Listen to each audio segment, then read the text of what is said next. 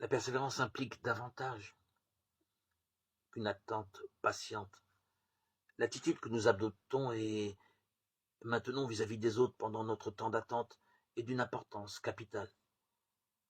Dieu seul connaît la durée de toute chose, même si notre impatience transparaît dans notre comportement au point de nous rendre, nous et notre entourage, misérables et nerveux. Lui ne se pressera jamais de nous répondre. Écoutons, nous moissonnerons à l'heure due, Galates 6:9. L'heure due est l'heure choisie par Dieu, pas celle de notre choix. Nous sommes toujours pressés, lui ne l'est jamais. Il prend toujours le temps de faire les choses comme il faut. Et même si nous ne comprenons pas ce qu'il est en train de faire, lui le sait. Et cette assurance devrait nous suffire. Le minutage précis des actions divines est son affaire. Il n'est jamais en retard, mais jamais en avance non plus. Il ne manque jamais l'occasion de développer notre aptitude à la patience, tout en développant d'autres fruits de son esprit en nous. Beaucoup de choses doivent culminer en victoire au même moment, si nous voulons arriver vainqueurs au bout de notre course, ici-bas.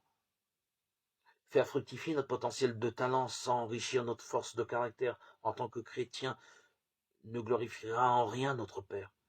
Si nous réussissons merveilleusement bien dans toutes nos entreprises, tout en écrasant de notre personnalité ceux qui nous approchent, comment Dieu pourrait-il être satisfait de notre réussite? Voilà pourquoi, lorsque nous outrepassons la position qu'il nous a assignée avec beaucoup de bonté, mais aussi de fermeté, il enraye notre élan, nous force à piétiner et à attendre l'arrivée des autres, que nous avions voulu dépasser par nos propres forces.